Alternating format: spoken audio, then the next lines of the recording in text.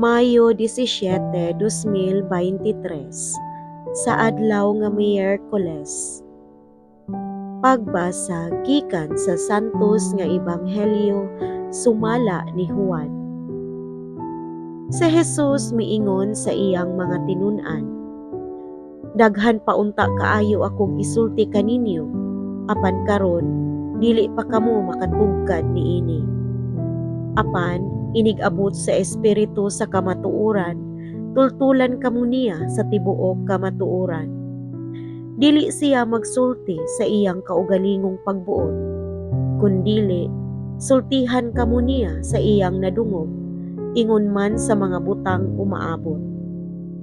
Himayaon ako niya, kay ang ania kanako maoy iyang isulti kaninyo.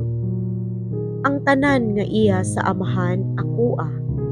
Busa giingon ko nga dawaton sa espiritu ang ihatag ko kaniya ug isugilon niya kini kaninyo." Ang Ebanghelyo sa Ginoo. Daygon ko ikaw, O Kristo.